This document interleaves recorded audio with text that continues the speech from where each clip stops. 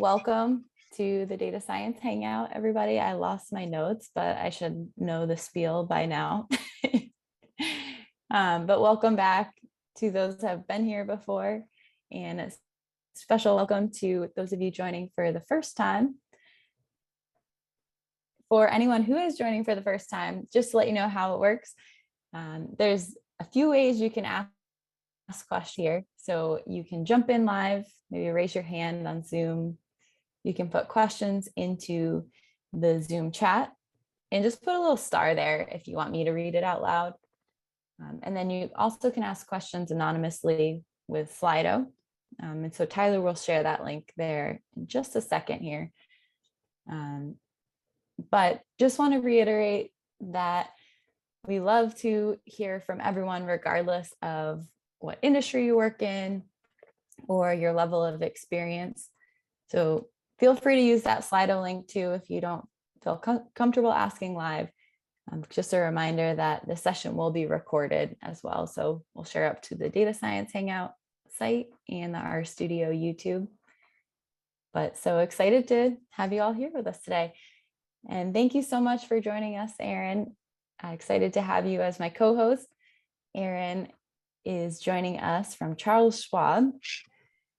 And Erin, I'd love to have you just introduce yourself and maybe share a little bit about the work that you do on your team. So I'm Erin Pierson. I currently work for Charles Schwab. I've been there for almost 2 years. Prior to that, I was with TD Ameritrade, who have been purchased by Schwab. So I've been in financial services for most of my career. I mostly was in trading primarily up until a few years ago. I moved to a data analyst position at TD, and then moved over to Schwab. So now my current position at Schwab, I'm a senior manager in trading operations, which is kind of a general term. My job is kind of to be the kind of go-to person for my boss, who oversees multiple departments within trading operations, like fraud and trading.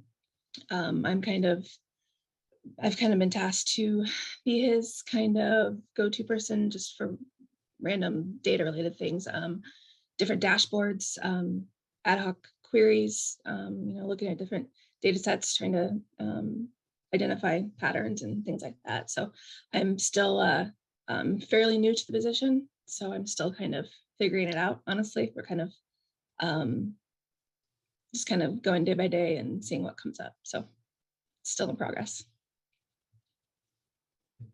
Awesome. And I know you were a trader before and moving into this role, so I'd love to hear a little bit about that transition as well.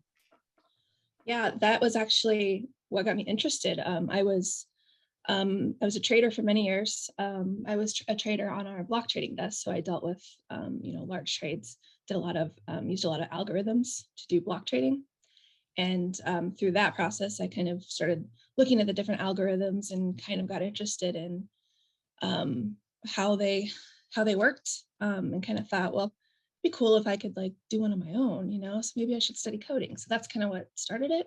So I started looking into coding, started learning SQL and Python and R. And through that, I kind of, my boss at the time on the block trading desk, he was incredibly supportive, and he said, yeah, you should run with this. So let's take you off day-to-day stuff, and give you some room to study that stuff. So he allowed me to do that. So that's kind of what got me into it. And I just kind of, kept going with it. That's amazing. Was there a certain moment where you said, oh, I should do this, or I can look into my own algorithm? I mean, yeah, it was just through trading, we would get exposed to more and more algorithms, because different firms have different algorithms, proprietary algorithms. And so I was just like, I could probably do this. I could do my own, maybe, I don't know how hard it is. Let's give it a try. So I just kind of started taking classes, and just, free online classes, just whatever I could get. And then a guy over in data analytics at TD, who was kind of under the same umbrella as me, who I'd known for years, I kind of started talking to him a little bit about what he did and what I was doing. And it just kind of worked out that he actually had somebody on his team leave. And my current boss actually reached out to him and said, "Hey, you should hire Erin. That would be a really good fit." And so I kind of started talking to him and he actually hired me. So that was kind of how I got my first job in data. Because I honestly don't know if I would have otherwise, because I didn't know anything. I was still learning. I was very new, very green. But luckily, he actually saw that. Again, he knew me for probably 10 years at that point. So he knew me, he knew I was hardworking, he knew I was smart. And because I had all of that trading business knowledge, he saw that value, that, you can teach her to code, but she understands like the underlying data that she's looking at and what she should be looking at. And so luckily he recognized that and gave me kind of my shot. So I was really lucky that I had really supportive people. That's great. And that kind of brings up a point I know we talked about a bit earlier, is how you actually navigate huge companies like Charles Schwab or Ameritrade.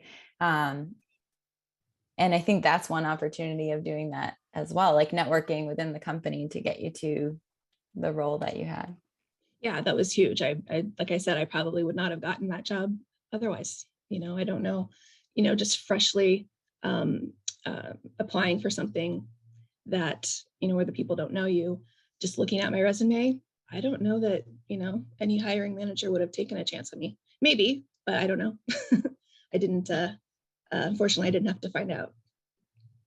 But yeah, it's definitely making those contacts was exactly how I got that job. And even my current job, when I was, so I was very happy at TD. I was a data analyst in advanced analytics, doing a lot of trading data, loved it.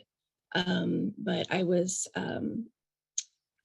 spoke with somebody from the Schwab side who, again, realized that I had some technical knowledge and I had all that trading knowledge, and that I would be a really good fit for their team. And so a friend of a friend kind of hooked us up and talked about a position, and that's kind of how I got my current position. So now I'm in it's one company, because we are merging or in the process of it, but it's still two very different companies, very different data structures and organizational structures. So it's been, I'm still kind of navigating the Schwab side, because I'm not in a traditional data position. I'm not on a data team. I'm on a trading operations team, the data person within that team. So I'm kind of like on my own island. I don't have colleagues directly that do what I do. So it's been a journey trying to find those people. I'm slowly learning, you kind of have to find this person and kind of pick their brain and let them know what you're doing, what you want to do, what you're thinking about. And then maybe they can refer you to somebody else who has this knowledge and this person has this knowledge. And you just kind of have to be patient and kind of, keep all those contacts open and be open to talking to people you don't know and put yourself out there. But it's definitely, I'm still very much in the middle of it at this point. I talked to a lot of people who are in that process as well. How do you find the first people to go reach out to? Well, I knew the TD side, I knew a lot of people. So I did kind of ask a few people, like, have you talked to your counterparts on the Schwab side yet? Do you have any names? Done that. I did, just ask my manager, because my manager knows that I, came over and I'm relatively new to the Schwab side. So he actually gave me a couple names. He gave me a couple intros that kind of started that. So just recently, within the last couple of weeks, I've been introduced to a couple people that I think will really kind of start to get me on the right path. As a reminder, everyone, feel free to raise your hand to ask questions live if you want, or you can use the Slido as well. But Erin, as you start to grow that community within Schwab as well. How does everybody kind of like stay in touch or keep growing that community? Well, we have, because we're a big company, we do have some set communities within, like data communities within the firm. So there's a Tableau monthly group that meets, that does like presentations and contests and things like that. And we also have a data science group that which focuses more on like Python and R, and again, people present things. And we have chats in Teams, so you can always reach out, hit something up in the Teams and ask a question, or say, I'm working on this code and it's not working right. Is anybody, can anybody take a look? Or how do I download this package or install this? Or we have those kind of channels where we can kind of communicate with each other, which is really helpful. That's awesome. I see there was an anonymous question that came in a bit earlier that was, what ratio of R to Python, SQL, or other do you use? And what about most other data scientists, traders that you know? Well, right now, I personally use SQL a lot. But I know that it just kind of depends on what kind of team you're on and what you like to use, because mostly you can use anything for most projects. But primarily in my current position, I'm using SQL like 90% of the time, because most of it is data mining, trying to find where the data is that I need and then trying to put it together. So that's my number one at this point. I kind of took a break from data in a way when I moved from TD to Schwab, because my position the first year, well, let me back up. So I was hired and then my boss quit. She actually went to a different firm 6 months into my tenure at Schwab. So that kind of threw a wrench into my entire career progression. So initially when I was hired, I kind of was hired into the team to start learning what the team does, the day-to-day stuff. I was on the regulatory reporting team. So I was learning everything that they did. And so that was kind of what I was doing initially. And so I wasn't really working with data much, like a few queries here and there, but nothing data focused. So then once my manager left, I was kind of stuck in that spot for a year. So I didn't really do a whole lot with data. And then eventually we kind of found a right place for me. So then I got back into data. So now I'm going back and kind of taking classes to refresh myself on like Python and R, because it's been a while since I've actually used them. So I'm hoping to use them more, in the coming months, but I'm kind of brushing up on things right now, to be honest. I know that is a topic that had come up before on a Hangout, and someone else had experienced that, where they joined a company and then like 30 days later their boss quit. Yeah, when I was trying to make this. Yeah. Yeah. So I know we didn't get a chance to get to that question a few weeks back. So I'd love to maybe hear if other people have experienced that as well, or if people have any advice for others who get into that situation. I don't have any advice. All I know, it can really be like the ground just shifting under you. And in retrospect, thinking about when that's happened before, I guess I would really ground myself more to the sort of next echelon of purpose and knowledge, so that you don't feel any kind of codependency there, which obviously, I mean, with your boss, it's clearly a thing. It's just to keep ourselves independent is definitely a mission and a constant struggle. Definitely. Thank you, Allie. Erin, going through this now, do you have advice for us as well?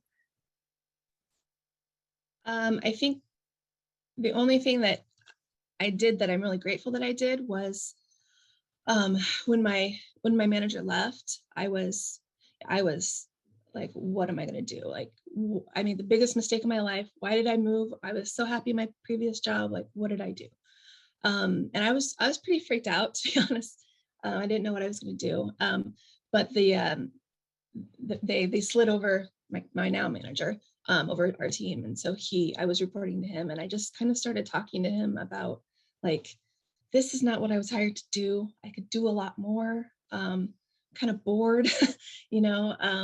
I just kind of started talking to him about what my skills were and what what we had discussed my position being. And he was like, okay, let me work on that. Let me, talk to people. And luckily he cared enough to figure out the position that I should be in. And so he was kind of thinking about hiring somebody to be kind of his data person. He was already kind of thinking about that. So then when I approached him about that, he was like, oh, this could be perfect. This will work. And so, yes, would you want to do that? And I said, yeah, of course. So just making him aware of exactly where I was and what I wanted to do, like, that was huge. If I wouldn't have done that, I don't know. I'd probably just be doing regulatory reporting, I guess, which is fine, but it wasn't, what I was hired to do. So I think that is the biggest thing. You just have to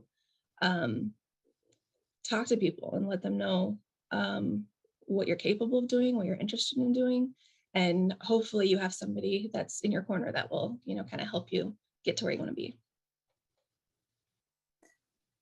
Yeah, I think it's a hard conversation to have too. Like, this isn't what I was hired to do. Yeah, when I talked to him, I didn't want to sound ungrateful or like, oh, I hate my job. You don't want to be negative like that. So I tried to approach it and, like, I'm learning a lot, this is great, but, like, I could do more. You hired me technically for this job and I'm not doing that job. And right away he understood. He's like, yeah, that's not what we hired you for. So we need to get you to do what we hired you for. So luckily he recognized that. Again, I've been very lucky to have a lot of really great management over the years that have really kind of recognized what I can do, and have been really supportive. So very lucky. Yeah, and well, as Nick just said in the chat too, good for you for speaking up about that too. I see, Allie, you had asked a question on Slido a bit earlier. If you'd want to ask live. Sure. I was just wondering about side projects within Wall Street, technologically based, that are more focused on community development and education. If you knew anyone who's engaging in that, or if there's a department that looks over that. For Schwab specifically? No, within the finance Wall Street community. I mean, I don't know of anything specific. There are different groups out there that host things here periodically. Like different firms will host, kind of data meetups and presentations over things, but I'm not thinking of anything specific. Nothing's coming to mind. Thank you. I appreciate your hanging out with us. Thanks. Oh, of course. Thank you. And if other people know about other events too, feel free to share them in the chat. I know there's the R for Finance conference, and I think there was a call for speakers that might still be open. I'll try and find the link. I'm bad at multitasking. I see, Nessa, you had a comment and a question here on that last conversation about what to do when you say this isn't what I was hired for. Would you want to jump in and ask that?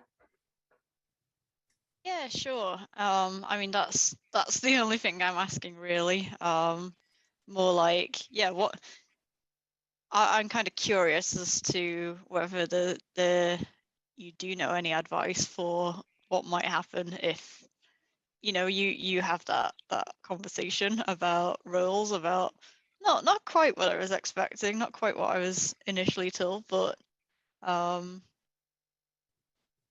And yeah, I guess I'm asking if it's sort of less accepted, possibly because, I guess there could be many reasons for that, right? But possibly if whoever hired that person was, overselling a little, maybe. Like how to have that conversation if you're Yeah, not. no, I'm just kind of curious if you have any advice for that sort of situation. I mean, really the best advice is just to be honest and let them know how you're feeling about it. I mean, the bottom line is if you're not happy in your job, you're not going to stay in your job, and they don't want you to be unhappy because they don't want to lose you. If you're not happy, you're not going to be doing good work.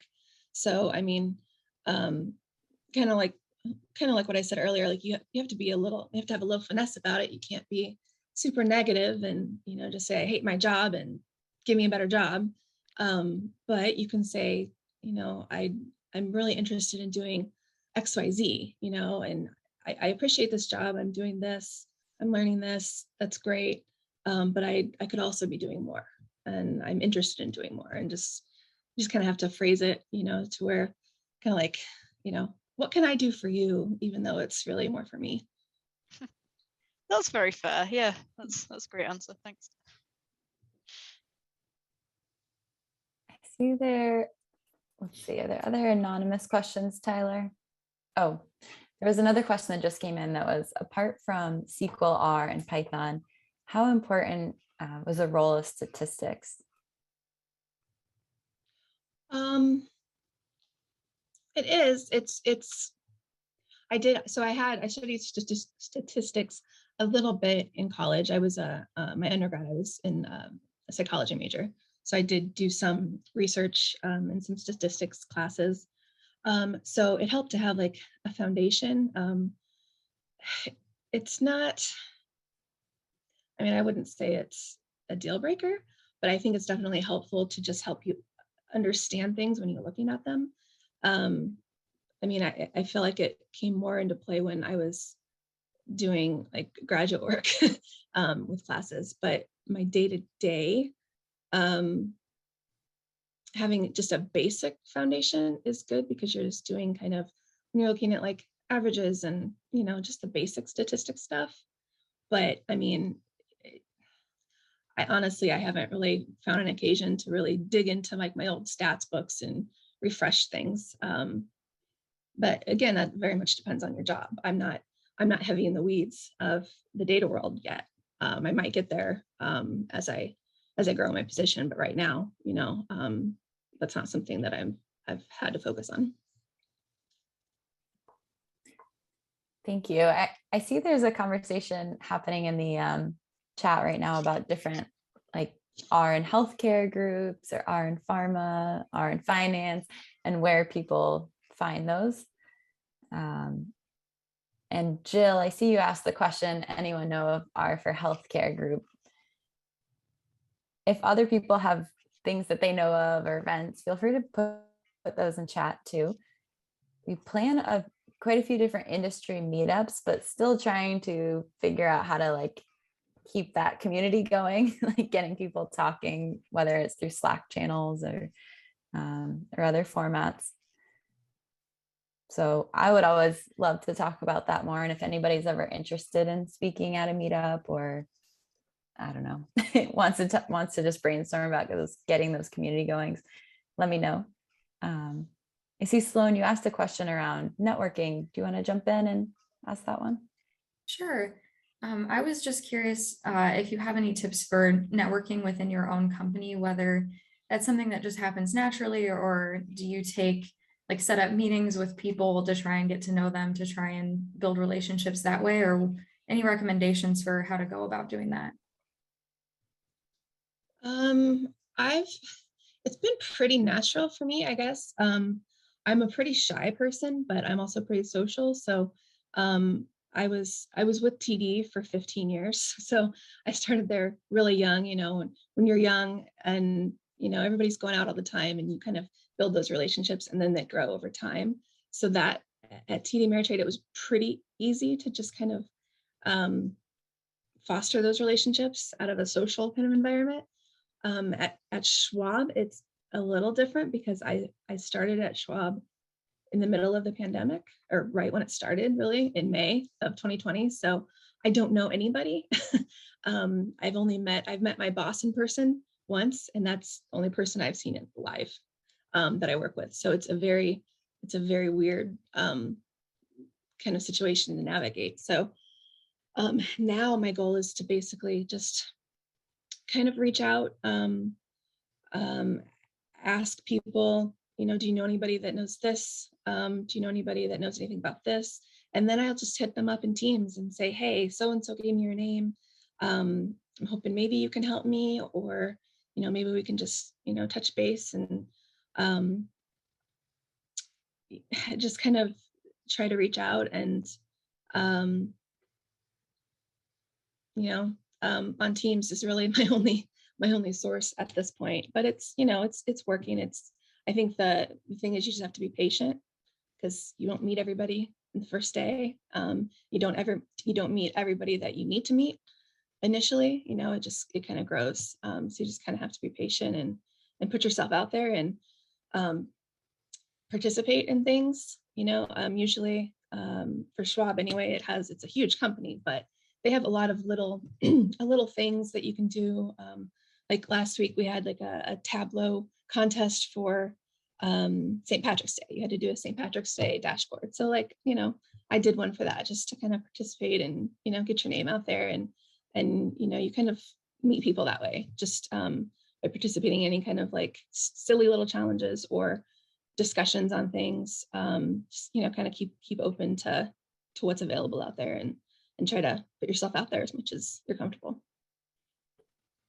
Thank you. I think trying to navigate building relationships virtually, I found it requires a lot of intention behind it versus what happened naturally in person. I had a similar experience. I started my job March 2020, and I've met my boss in person, I think 3 times now. So we've gotten the number up a little bit, but it's nice to hear that I'm not the only one that is kind of going through that experience. Yeah, I think honestly, I think there's a lot of people, because we've been in this excuse me, for 2 years now. So there's a lot of people that have started new jobs in the last 2 years. So I think we're all, kind of trying to navigate that together. That's great advice. So thanks, Erin. Looking to a few other questions. I see Ismail, you asked a question, I think on Slido. Do you want to ask it live? Sure. I put it in the chat. Okay. But my question for Erin is, it seems like you have an eye or insights on finding good supporting leaders. You seem like you have multiple supporting leaders. How do you measure that, or how do you find insights or determine when a leader is supportive or encouraging of your career more than just like a boss? Curious to see your insight on that. I think I just got lucky. I was just kind of blessed with having people in my org that were great. I had people that weren't too, don't get me wrong. Like I said, I was with TD for 15 years. So I had several, managers over that time, but I was really lucky with some good ones. And how you figure out if they're good is you talk to them about what you want to do and what you are interested in. And if they care enough to help you or not. Some managers do, and some managers are just your boss and do your work and shut up, but I find that the majority of them do have, an actual vested interest in making you better, the good ones anyway. So, and I do think that most of them out there are willing to put in that work, because otherwise, why are they doing that job in the first place? But yeah, you just have to put yourself out there and let them know how you're feeling and see if they are receptive to it or not. But yeah, I don't think I did anything specific to find those people. I think I was just very lucky that they kind of were in my orbit and I, connected with them. Thank you for that. But yeah, great advice for putting yourself out there, right? So thank you. Yeah. Do you have those conversations about your professional development or career growth with those managers? Did you proactively schedule time with them, or was that just part of natural like one-on-ones with the manager? It kind of depended on the person, but so I've been in the corporate environment my whole professional career, and generally when you're in a corporate environment, you do have scheduled one-on-ones and performance reviews and things like that. So that's, that's always something that's there, and that's when you can talk about that. But also, just one-offs, like, hey, what's going on this week? What are you doing? Oh, I'm taking this class, I'm learning this. And then they're like, oh, cool. What do you want to do with that? And you kind of just start kind of fostering the conversations like that. So it can work both ways. Thank you. I see there a few anonymous questions I'll go to. And one was, can you discuss how you take algorithms and other deliverables from the lab stage into production for Schwab, both from a technical point of view and also how you foster trust? Well, no, I can't actually. I haven't utilized algorithms for a few years now.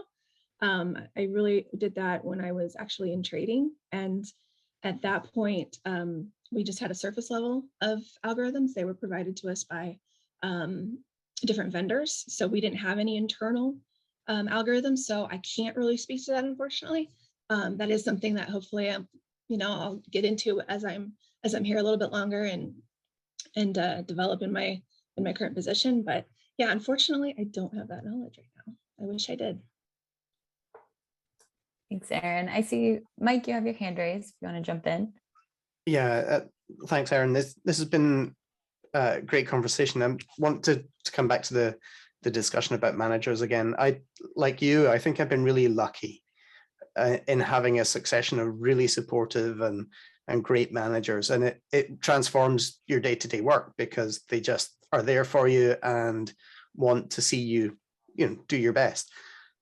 I think it's harder if you run up against someone who's more obstructive, who isn't that same kind of supportive person. And I've had it once, and actually it's a difficult place to be, and to avoid it really, rather than kind of bump up against that person and have a fight or quit, I kind of reached out internally to find another role that I could do and hit up my network and say, come on, I'm fed up where I am. What have you got? But it's a really tough conversation to have with anyone, manager or not, to say, I don't feel this is going the way that you think it's going. So any thoughts or advice about, having those difficult discussions? Yeah, I think if you have that manager that's not supportive, you have to look elsewhere. You have to use your network. You have to reach out to your colleagues in maybe different departments or maybe even different firms and say, hey, I need help. I need something to help me grow because I'm dying here. So yeah, that's what you have to do. You just have to, if sometimes you can't change people. So if your current manager is not supportive, they're probably not going to be supportive, next month or a year from now. So how long do you want to put up with, being miserable in your job? Right. Yeah, you gotta look elsewhere and find something else. But that's really hard, definitely. Mm-hmm. It's also doubly difficult because of the fear of the unknown.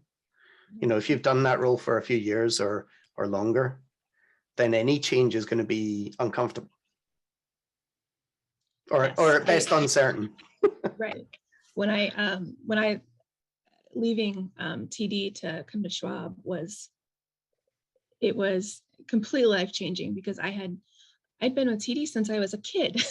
That was the only company that I really ever known since college. And leaving all of my friends that I'd made there, and my really good work colleagues and my network, I had a really good network of people that knew me, that would, sing my praises if I ever needed anything, that just knew me. And I can't, coming to a completely different company was very, very scary, even though, it was similar, but the fear of the unknown is definitely a real thing.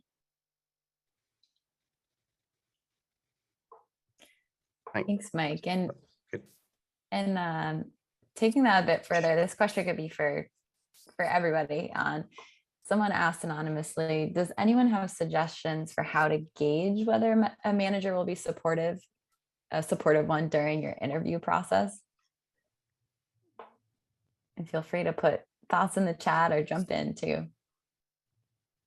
I think that's one thing you have to ask in an interview. Like, admittedly, I haven't been in that many interviews because I've been with, the same firm for so long. But I think that's definitely something that should be on your list is, how do you foster growth? Like what are the opportunities for growth within this position? Do you have learning opportunities? Do you allow classes? Do you have internal classes? Like that's kind of the stuff that you just have to ask to see kind of how receptive they are to that. I think if you put that out there and if they don't have an answer, that tells you everything, but if they're supportive of that, I think they'll already know exactly what to tell you. So I think you just have to ask personally. One thing I would suggest is to talk to other people that have worked for the manager. You can get a really good sense, even if the person is not totally straight up with you, make sure you can see their face. So that's a great point, Tori. Yeah, one thing whenever I've hired for a team is I generally have the peers of the person that we're hiring interview, and hopefully people are seeing more of that. If they don't give you the opportunity, ask for it. Yeah, that's how my interview was. At Schwab, I interviewed with the entire team. I had a call with every single person on the team, and then 2 people that worked closely with the team, but in different departments. And it's definitely huge. That kind of gives you an idea of what you're walking into.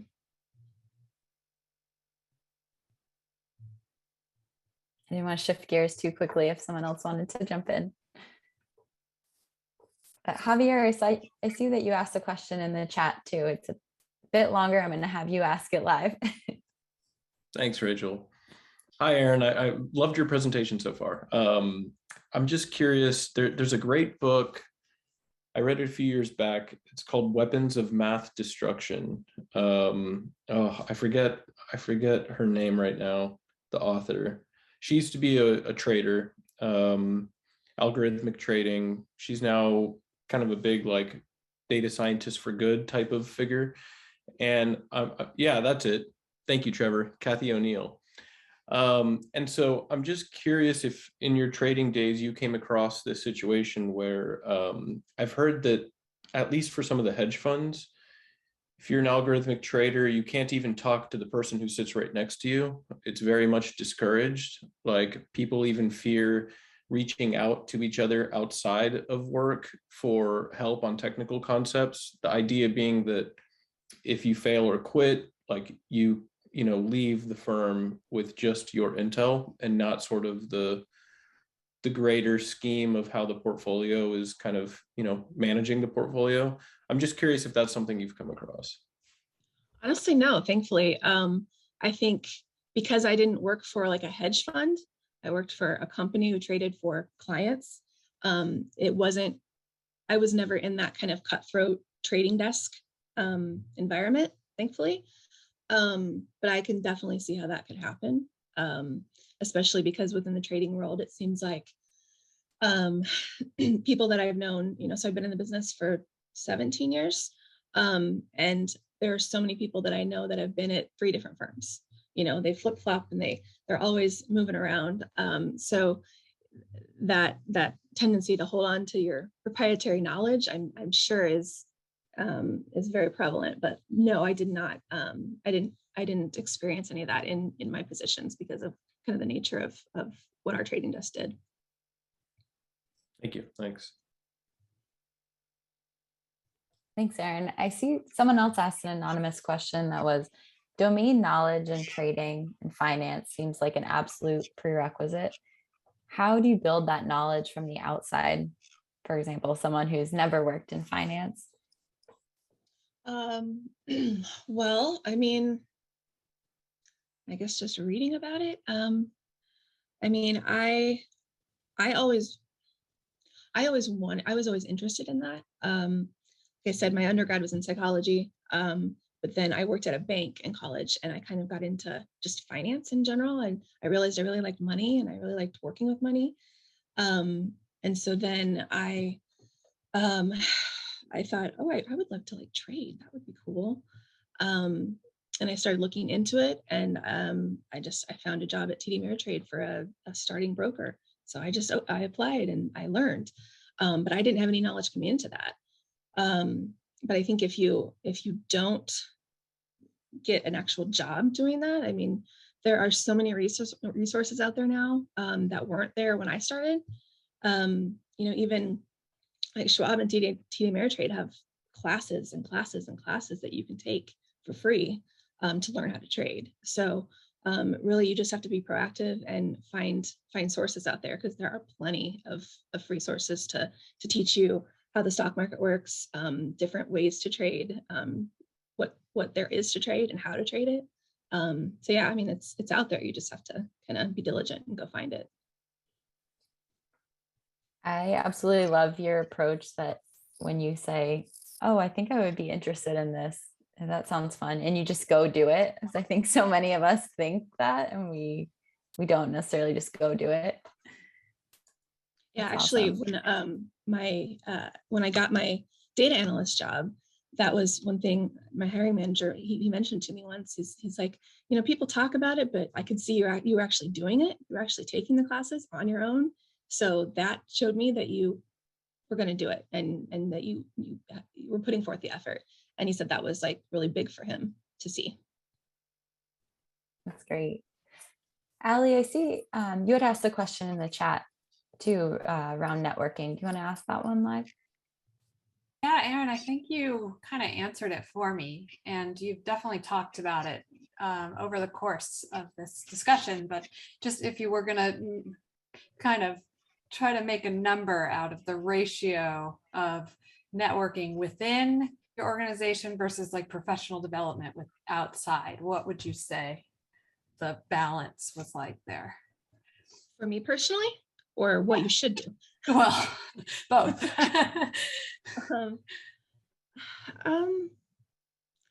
I mean, it's probably 50-50, but maybe a little bit more internally. For me, I did, one time I moved to Chicago, I was more outside. I participated in more kind of industry things, like women in ETFs and Security Traders Association, things like that. And that's where I made a lot of contacts that way, because I was in a bigger city. But before that, it was more internal. So I think I kind of had a good mix throughout my career of both, which I think is important to do both, because obviously within your organization, if you're going to stay there forever, then people inside there are going to help you. But if the time comes where you have to leave and do a career change or just shift companies, then those external resources are really going to come into handy and help you with contacts outside the firm. So I think both are really important. Thank you. Thanks, Erin. Trevor, I see you have your hand raised. Want to jump in? Yes, hello. Hi, everyone. So I have a question for you, Erin. We have been reading for years now how data and automation is actually affecting the finance industry, not only in terms of accounting, but also in terms of trading, right? So people like us are building algorithms that are being deployed at scale, right? So we read where people have to reskill, upskill, or change industries because of that. To what extent have you seen that where you are, and does that, you think, affect?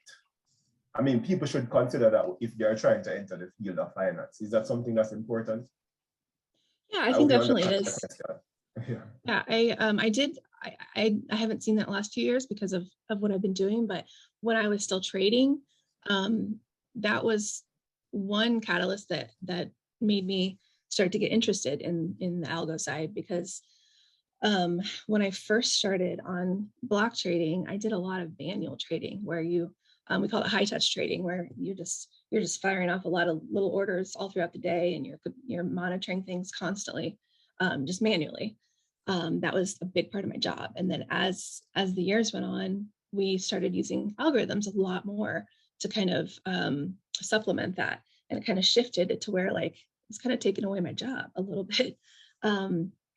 Not exactly, but it was shifting.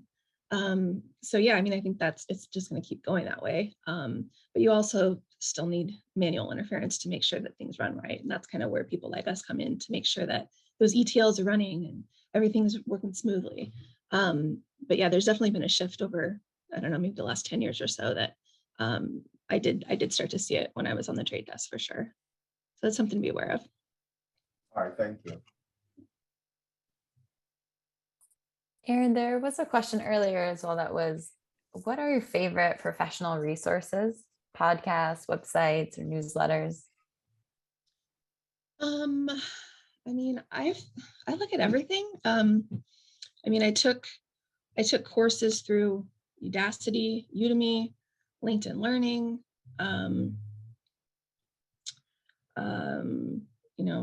Code Academy, everything. I've taken everything. So I mean, I don't know that I really have favorites. I just kind of will search for something like, oh, I want to brush up on doing this, or I want to learn how to do this. So I just look for a class and find one that kind of fits what I'm looking for. Yeah, I don't really have like a go-to that I always go to for sources. Yeah, I kind of just look to see what's out there, and see what speaks to me. How do you keep yourself motivated when you decide, like, I'm going to learn this? It's difficult. I think the biggest thing you can do is just kind of schedule yourself a little bit, and take a break when you need to. So like this week, for example, I was going to take a new class because I don't really have much on my calendar this week. I don't have a lot of meetings. There's a lot of people out for spring break and stuff. People take off when their kids are out of school, and so I don't really have a lot of meetings. So I was like, well, I'm going to take some classes. So just start scheduling things. And, if I'm reading through something or taking a class and I'm just getting burnt out, just take a break, walk away, go walk my dog, do something, just to step away from it. I think what I used to fall into the trap of like, okay, I got to take this class. This is a 4-hour class. I can knock this out in a day because it's 4 hours, but you don't realize the mental stamina you have to really sit through that class and actually learn it. So I think that's the biggest thing, is just taking breaks and going at your own pace to make sure that it's actually helpful to you. Don't just, get through something just to get through it, because you're not really getting anything out of it at that point. That's a great point. I'm just scrolling through to make sure I haven't missed questions. So feel free to raise your hand too if you want to jump in and ask them live. I think that you had one earlier, Mike, if you want to jump in. Around domain background.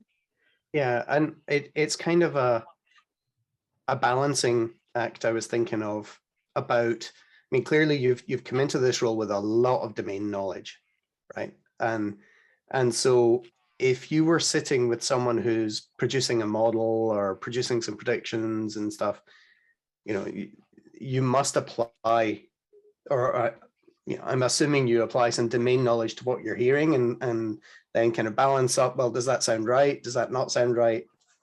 And I'm interested in, it seems to me a great fit to bring domain knowledge and then put modeling and data techniques and experience on top. The other way, though, is harder, right? Because then, someone could sit and torture the data for hours and hours and days, and you could come in with your domain knowledge and go, well, why are you doing it like this?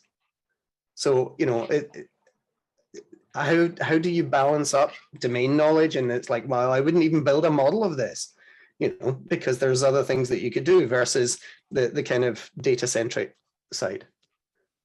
I think that's why it's really important to have a well-rounded team or colleagues that you can go to that have that, you know, that complement you. We had I can't remember the details, but I remember when I was a data analyst, there was something that we were working on, me and a colleague who was not that business savvy. He was newer to the company. And I remember we were going over something and we pulled, you know, we queried some data, and I was like, well, that's not right. And he's like, why isn't it right? I'm like, because that's not right. That's not, it was like, I think it was like trading volume related or something. It was something that I knew that didn't look right, you know, but he didn't know it didn't look right. And so we had to kind of pool our talents to try to figure out like, why isn't that right and how to get it right. So yeah, I mean, I think nobody knows everything, you know. I'm certainly more business knowledge than technical knowledge, but I'm still working on my technical knowledge. And there's people that are the opposite. But yeah, you have to find those people that complement you to try to work together to get that you know, ultimate goal reached. But yeah, I can see how it would be much harder knowing being very highly technical, but not knowing what you're talking about in real life. That was another thing that kind of initially made me want to get into kind of the tech world, because I would talk to these tech guys and they didn't seem human. They didn't know how to speak to me. And I thought, well, I'm smart. I could probably learn this stuff. Maybe I could like translate between the two groups of people. You know, I think we need more of that in all industries, because I think they are very segregated, those two kind of worlds. And I think the more people that we have that can speak to both sides, I think that's where we need to be going. I wonder whether it having that background in the domain leads you to kind of not go down the more complex model rabbit holes, and rather you're kind of looking for simpler, more explainable models, let's say it like that. Yeah, that could be. I mean, yeah, you're gonna you know, shift to where you're comfortable. So yeah, which again, I think is another reason why you need people that complement you, that can push you outside of your comfort zone to get the best result. Yeah. No, it's good to hear. I think it matches my feeling that you need both in a data team to kind of counterbalance each other. Mm-hmm. Yep, I think it's definitely helpful. No matter what you're working on, no matter what industry you're in, I think it's made beneficial for whatever you're doing. I really like that idea or the point about needing more people that can be the translator in between the very technical and business side. Yeah, and how do people like that? Yeah, but are there a lot of companies hiring for roles like that, or what are those roles? I don't know. You know, that's just kind of what I think there should be. I don't know if it is out there. I don't know if that exists, but I think it should. And that's kind of what I would like to do, or you know, eventually be, you know, to be the expert on both sides. You know, like, oh yeah, she can talk technical, go talk to her. Or yeah, she can explain like, you know, the logistical side and, you know, the business side, you know. Yeah, I mean, I don't know if there's an actual position that that is called like a, you know, technical liaison or something like that. I don't know, but I think it definitely should exist. That's one of the reasons I've called myself professional geek, you know, because I find myself in that translator role or in that kind of in-betweeny role. And it's tough because I've never fit a machine learning model in my life, you know, and yet I'm kind of sitting alongside data scientists. But you can understand them and you can speak to them, which is very important. Sometimes. I see, Melody, you said product managers are generally this translator type position. Yeah, can be. I see Eric, you commented in that you can relate to this as well. Do you want to weigh in? Yeah, it's always been one of those things where it's never in a typical like statistician or data scientist job description where I work, but because like Mike said, I'm definitely a fellow geek of many things in tech and made a lot of great relationships with our research IT group. So I'm often helping people connect dots or translate concepts from the stats side to the IT DevOps side and vice versa. But I personally think that should be recognized more, but that's a much broader discussion that we don't have time for here. I love Tatsu's analogy. Well, I love all restaurant analogies. When Tatsu, you said I would translate between the front of the house and the back of the house. Ismail, I see you have your hand raised. Sorry, Oh, Rachel. yeah, I was just gonna, yeah, I think I love this conversation because I think that it happens everywhere, right? It's not just, you know, this industry, it's across the board. And yeah, it's funny because people can't talk to other people. And yeah, with my analogy, like I worked as a sushi chef on the line, and you would not believe, you know, how heated things would get when your server needs to get this order out immediately, but you've got a stacked line of orders and these chefs are, you know, working their tails off. They don't want to hear that, but you have to go about it in a way that you can actually serve the customers, right? Like that's the end goal. And yeah, it takes a little bit of finesse. I definitely think it takes somebody that can, you know, understand, you know, the big picture and like take input and actually, you know, make it into to something actionable, right? And actually produce a result that is going to be, you know, the best outcome for everybody. So yeah, I love this conversation. And I've just thought of the job title for these people, these translator people. If they're internal to your company, they don't have a name. If they're external to the company, they're called consultants. And they make 5x your salary. Yeah. Good point, Mike. I mean, internal is consultants, are they, can we call ourselves? or do we just call them empaths? Like, is that what it is? Erin said the Bobs from Office Space. Yes. Ismail, I see you have your hand raised too, if you want to jump in. Yeah, no, I agree with Tetsu was saying about like you know, using figures of speech, like explaining how like a model could relate to a restaurant. I think like a key part, at least for my success, about getting buy-in from executives or different parts of the business on different analytic solutions, from machine learning to just automating a report that used to be an Excel report, comes to like sharing a story. At least personally, I see a lot of non-technical individuals, once they understand like the metaphor or, you know, something similar they can relate to. Like I work in finance, so like we're trying to talk about like attrition models for customers. And if I, instead of going to explain the math of them, I'm like, if we try to identify a new like $20 bill that is fake, but we have all these tellers, you know, test different results and provide different input, and we gather that, you know, as a voting. I was just trying to explain the model, but like if we can use stories, I think a lot of the non-technical individuals really have that translation. And once that they have that clicked in, it's a lot easier to continue building more technical knowledge to them. But I love the restaurant analogy. That's great. Yeah, great points. Thank you all so much. And Erin, I was just wondering, what's the best way for people to get in touch with you if they have follow-up questions or want to connect? LinkedIn's great. Okay, cool.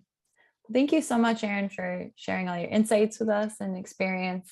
This was great.